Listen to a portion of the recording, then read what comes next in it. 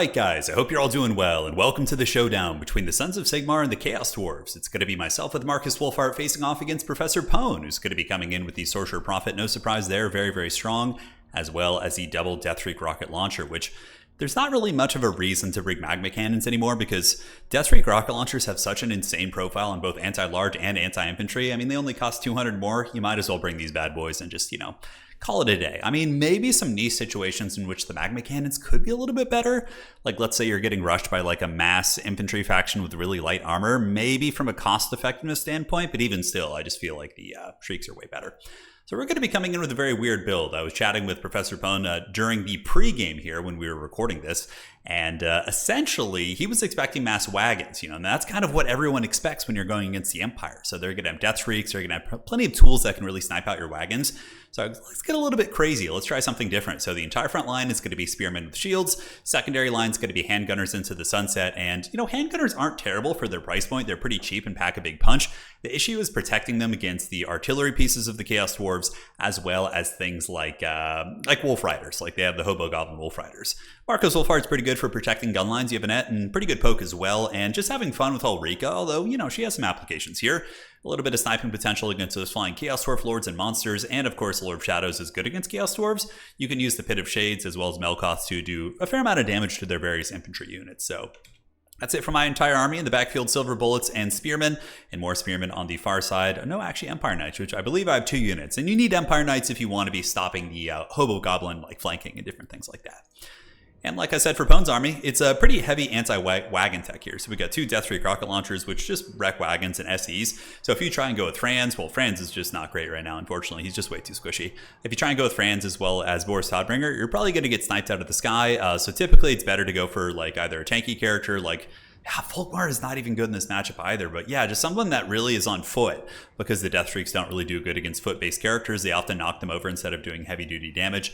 I love the Infernal Castellan tech. This is something I do quite a bit with Chaos Dwarfs. They're pretty good at fighting on points with 120 armor and good combat stats. With healing in combat, they do have the Breath Through Hatred or Life Bane Blade, that's what it is, and good sniping. So they can sit back, they can range wagons with their 180 range and pick off wagon models, and oh my god, look at that! Sigma, preserve us! Already, the handgunners, and yeah, we were in Discord chat when we were playing this game. I was like, what the hell was that? You have a magma cannon there? But I did dodge the second one. But you see what I'm saying? Why would you bother with a magma cannon when a Deathreak rocket launcher just does this?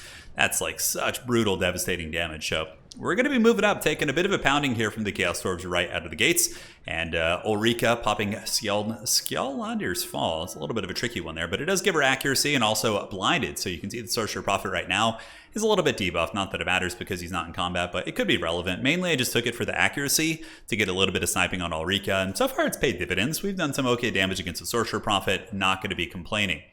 Another brutal shot right there, Spearman getting wrecked. I do call in the Hammer of the Witches to try and take down the Deathreak rocket launcher, but the problem with the Hammer of the Witches is 2 Deathreaks, if they focus fire, it can usually win that trade. So here on the ground, we do have the Chaos Dwarf characters moving up, the Infernal Castellans, waddling forth to do battle with Marcus and Ulrika. A little bit of a missile fight, and I believe those both hit. Yes, they did. So the Chieftain's taking some work here. The Castellan.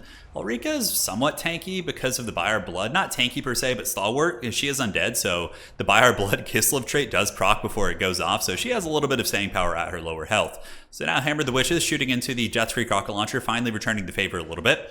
As the Spearmen do advance up, I know I need to play the points. His army's much smaller because he spent a ton on characters and artillery, so I'm hoping to be able to just grab all the objectives initially, and even if I get pounded on value, have some good play on points. But, value isn't that far apart, and our handgunners are going to move up and start putting in a little bit of work now. Hopefully the Deathreaks will be more focused on the cannon, which they are. You can see the Hammer of the Witches getting nuked, absolutely nuked by that Deathreak there. So brutal, brutal stuff. So yeah, we're really on the back foot out of the gates here. But we do drop a net here on the Sorcerer Prophet, which felt pretty good. Now our handgunner's going to be turning about face here. 1 handgunner unit pounds that Infernal Castellan into the Shadow Realm. Steel Faith and Gunpowder, baby, all day. So going up into the Sorcerer Prophet, getting a fair amount of respectful DACA, and he does go down to 6,000 health from his 8,000. Empire Knight's going to be flanking around the side. I figured I could feign some pressure. I saw there were some Bull Centaurs back there, the standard shielded variant, which I think is a really good choice against me, especially against wagons, against handgunners, silver bullets, whatever. Having these shields on the Bull Centaur renders, I think, is the correct decision. So Ulrika getting slapped by Spirit Leech, a little bit scary. She does heal in combat, but I need to be careful not to lose her. She's a pretty expensive piece. You know, you're paying almost 1600 for Shadowcaster there. And here the Beeltor's character getting popped in the face feels pretty good, and we are going to be dropping our first Pit of Shade. So we see the Chaos Dwarf Warriors, which aren't a cheap unit by any stretch of the imagination, and they're going to be getting taken to the Shadow Realm here and hammered with that Pit of Shade. So yeah, you can see Ulrika's relevance here. Should have been a little bit more careful with her initially, but even still, some good scrapping. So one of the Death Freak rocket launchers is offline. The Empire Knights got pushed away by 2 Bull Centaur Renders, so that wasn't going to be a fight that we could really win. We are up 2 objectives to 1 right now. Unfortunately, one of the objectives did go to the Chaos Dwarves, and the Spearmen and Handgunner is going to be moving forth. But the dreaded Bull Centaur Renders are counterpunching, while the brave Sigmarites on the far side of the map do flee, being hunted down by the Bull Centaurs, which are pretty expensive. I believe these are the shielded variant as well. So we're going to be trying to pull back while the big character is also occupied here as well. Now we do call in a bit of a hammer of our own, Demogryph Knights. I wanted to try them out. Granted, Bull Centaurs do uptrade into them pretty well, in my experience, or I guess like equally. I mean, they cost about the same, but it's a bit of a tough fight. But I figure we got some free company, we got some Empire Knights. Let's see if we can get a good fight over here. In the middle, Handgunners shooting away at the Bull Centaur Renders while Spears trying to occupy them. Marcus Wolfheart's going to be dropping a net. More Spears being called out of reserves, and Hammer the Witches is back in business here. So Demis do get the charge. Lances out, or Halberds I should say, as they do get those anti-large attacks in. And hopefully they'll be able to do some work. Granted, Bull Centaur Renders are a pretty scary unit. They're very meaty, but being shot by the nice DACA here from the Free Company Militia hopefully will add some extra DPS. And the Empire Knights do get a nice flanking charge. But a very powerful character here. We do have the Beeltor's, which probably is going to be turning the tide of the fight. The Demis are just barely winning it, and honestly, the Bull Centaurs will have really good sustained combat here. So very scary, but meanwhile, all that expensive Chaos Dwarf stuff is occupied over here. 1 unit of Bull Centaur Renders gets taken down by the dreaded Mantide, so the Spearmen with their badass floppy hats, and the Handgunners also able to put a little bit of hurt on them. Dwarves do get some decent quality up. Chaos Dwarf Warriors here, and Chorf Warriors on the flanks as well, pushing back my Handgunners. Still, unfortunately, being nuked a little bit by the Death Shrieks. One of them did come back. The Hammer of the Witches didn't quite get the job done. The Death Shriek rocket launchers really karate chopped that bad boy. But on this side point, it's going okay. Ulrika comes over, and I wanted to get her off on the side away from combat a little bit, get her into melee, although I don't know why she's not in melee right now. She's like, keeps pulling out the bow, trying to shoot. There she goes. All right. But if she's in melee, she actually heals, so I should have her in melee combat fighting here. I'm pretty sure that was my plan, but I guess I didn't execute it well.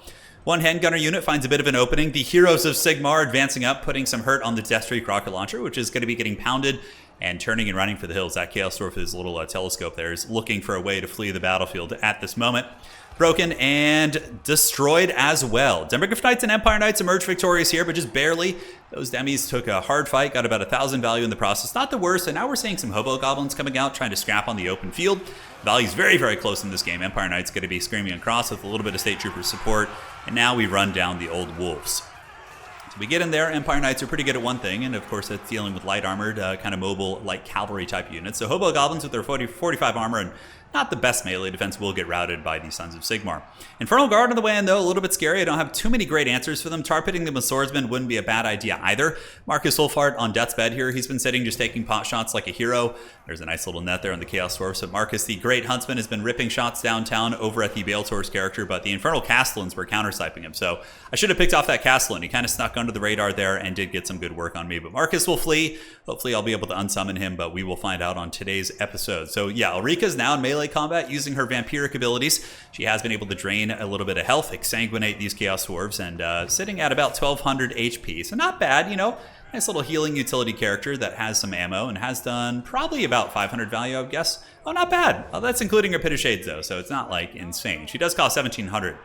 On the far side, though, we secure objective number 3. Chaos Dwarves here with their Infernal Fire Glaives do get swarmed by swordsmen and some tattered Empire Knights. So this is pretty cost-effective for us. We do have a couple Haggard Free Company here, putting some DACA in as well. But just having swordsmen engaging against like an elite kind of slow DPS and melee gun unit, I think is a pretty good payoff for us here. Big man in the back, Sorcerer Prophet chasing down some scraps that I did try and get into the backfield with. The Death Shriek rocket launchers have just been absolute menaces. I've not been able to stop them. I tried to send some halberds back here to get on the Death Shriek, but it does unfortunately get some screening. So some Infernal Guard have arrived. These are some brave Sigmarites knowing they're going towards the end. My idea at this point is the value's really close. I'm a little bit ahead, but I'm going to be trying to stuff him back. I got a triple cap. I'm like, let's go for it, and let's try and close out the game by getting enough points where he can't scrap back here. Handgunners finally get in range of that Infernal Guard. Spear's going to be closing the distance with that Death Reek, which is going to be tough. Halberdiers are not a bad infantry choice against Dwarf-type troopers and Grand Cathay. They're very vulnerable against arrow fire. That's what really wrecks them against Cathay and Dwarves. But as like an auxiliary unit, something you bring in a little bit later on, I find that Halberds do okay. I mean, yeah, they're losing, but they're fighting a super elite unit right now. They cost half as much, so if they can hold and do a little bit of damage in the process, I'm not going to complain. So Handgunners move up, finally ripping some good shots here at the Sorcerer Prophet. I use Melkoth not to do a lot of damage to him, but rather to slow him. But unfortunately, it does heal him when I cast spells, so it was probably a little bit counterproductive there as well. Spearmen tar pitting, Goblin Laborers, and Infernal Guard on the way up. Professor Pone bringing in the Great Hammers, really playing the long game, looking to eventually sweep me off the battlefield to try and get the triple cap, which is certainly very possible. I mean, value's close, but Pone has healing. You can see his Sorcerer Prophet's almost healing cap. The Infernal Castellans both have healing in combat, so I would say at this point in the game, you know, he's ahead of me in value, and it could come back to bite me. So Hammer the Witches is back online. Going to be trying to rip some shots at this Infernal Castle, and these little Dowie Tsar have been huge menaces this entire game. You can see he's able to get a Deadeye shot right downtown there. Come on, Hammer the Witches. Give us a cinematic cannonball. This is what we're all here for. I know it's got the order, and it looks like it's firing. Okay. Oh, he dodges it. He just moved to the last second. But I think the Handgunners are going to get the job done. The powder element of the Steel Faith and Gunpowder doing the job. The other shot does miss there, but it looks like the Infernal Castellan is going to be breaking. So, hey, you know, in a way, gets the job done, pushes him back. Halberdiers moving to the middle. Spears moving to the middle as well. And the Handgunner is able to get a little bit of damage on this bad boy, but he's a bit of a short target, pun completely intended. But he's running for the hills, and now we need to make sure we got our point secured. Spearmen and Halberds sitting on the far side are actually just Halberds. Those spears are mostly running. We have a couple Halberdier units here ready to fight some Chaos Dwarf warriors. Marcus Wolfhard is off the battlefield. I believe he was killed or unsummoned.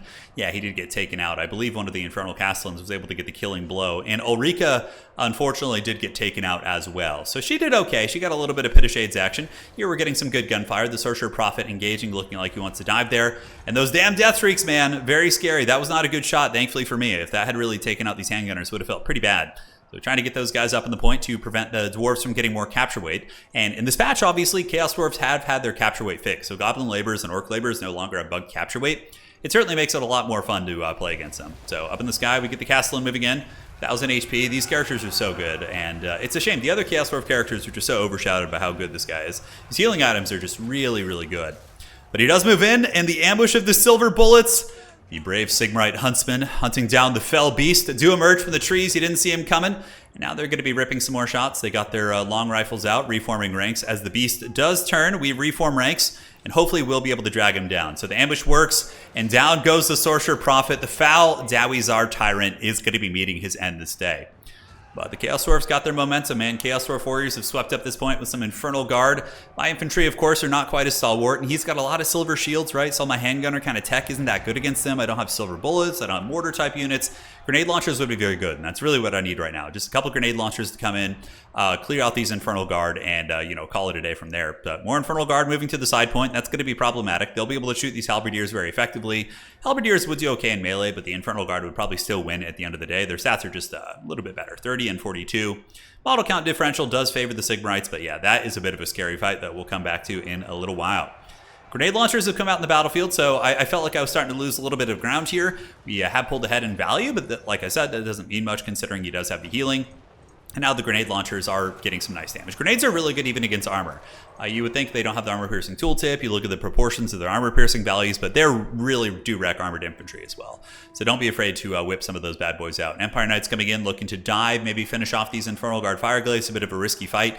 And in the center, we have a nice surround. The Infernal Guard are getting prison shanked by hordes and hordes of loyal sons. And yeah, they got their spears, they got their halberds, they got their pointy sticks, trying to take down the elite of the Dowie Tsar, but they're holding firm at their 80 models. Haven't lost a model since I've looked. On the other side, the guns, unfortunately, were able to pound me pretty hard. Cannon fires are going to be turning in, but, I was really missing the Sunmaker. I was like, man, I wish I had Sunmaker. But the problem with Sunmaker is if it does get taken down by like 2 Death Shrieks, which totally would have happened, I would have lost the game. That's like an 1,800 gold investment, 100%. It would just be over at that point. It would not be good. So Handgunners trying to trade fire, but an Infernal Guard elite able to hold, and the Handgunners were in very, very bad shape. So now I am double capped, and I was very confident, I must admit. Going to this point in the game, I was like, oh, I totally got this one to the bag. But now it's like looking a little bit scary. Grenade launchers on the other side, shooting away into the Infernal Guard, trying to plan ahead and work on this objective. Those Fireglaves as a fourth quarter pick are pretty badass. certainly doing work. So I'm like, all right, let's just Helm's Deep on the middle objective and hope for the best. Handgunners able to pour a ton of firepower into the hobo goblins, breaking them before they even arrive. More Chaos Dwarves have arrived to the point, so now it's going to be flipping a little bit, which is scary. My game plan here was to grab my hand cannoneers, or handgunners, and move across and try and compromise these fire glaives to get that point back, so using the cannon to soften them up. And we got more grenade launchers on the way in. So we really, really need these state troopers to hold. They really need to hold on this point. We cannot afford to lose it. So I'm sending in the Empire Knights now, just trying to get the heavy duty armor in here. I know they don't have a ton of killing power, but they look badass. The sun reflecting off their armor as they do charge in there. And get a little Michael Bay action up here in this game. And we do almost maintain cap weight, but a little bit favored for the Chaos Dwarves. Here we do have the Outriders with grenade launchers shooting into the swaths of Chaos Dwarf infantry. Spears holding, handgunner shooting across with the fire glaives, grenade launchers trying to move in as well and get a bit of an alpha strike before they can get shot down. And that volley should do some respectable damage, and it does. Halberdiers on their way across, but Bull Centaur Renders coming in from Professor Pone, going to be sweeping the side point, making this a very hotly contested game. And this is looking a little bit dicey, but I do move my grenade launchers onto the point, which is going to be giving me 4 capture weight here. So I really just need to hold it a tiny bit longer, guys. 1456. If I lose that point, it's going to be really hard to get it back. It won't be easy. So Halberdiers, I need you guys to fight as well, but it doesn't look like they're going to want to, as they're just getting absolutely eviscerated. And the silver shields of the Bull Centaur Renders really paying off against the peppering fire coming in from my, I believe those are handgunners here for Free Company Militia. So they are doing a little bit of DACA. Cannon fire doing okay as well. Holding on to the point, 1479, 1480. Capture weight is very tense, but the State Troopers and Empire Knights holding well, and the Chaos Dwarf numbers are getting a little bit low. Cannon fire putting some hurt down on these Bull Centaur Renders. And honestly, even if I did lose the middle, I might have a decent chance of reclaiming Objective 1 with the Mantide that's coming in. I do have 3 Spearman units, so I'm like, maybe they would be able to kind of grind their way through, but I don't want to hedge my bets on that. And we do get the W in the middle, baby. Super close game, very scrappy. Honestly, the beginning was a disaster. I had my characters get pounded by the Castellans. The Death Shrieks owned my artillery and my infantry. It was really bad, but a little bit of steel faith and gunpowder, you can claw your way back. And yeah, Ulrico and Marcus could have done better if I was more cautious. Handgunners actually did really good, but that's mostly because they were shooting the Sorcerer Prophet, so they were just farming value there. 13, 15, 9, and 9. I mean, yeah, they all were pretty good. I'm not going to complain. Cannon at 13, but remember that's with 2 lives. Demogryph Knights were okay. Halberdiers, I don't know. They didn't get a lot of value, but they held their own. It was a scrappy game. And for Pone's army, it's probably Death Shrieks. Yeah, 2,000, 1,700. Really good stuff from the Castellans. They don't cost much. I think they cost like around like 800, 900 if you bring the healing item. So yeah, sign me up for that. That was a good game. Really scrappy stuff. GG, well played. We'll see you guys next time. Take care of yourselves. And that is going to be it for today.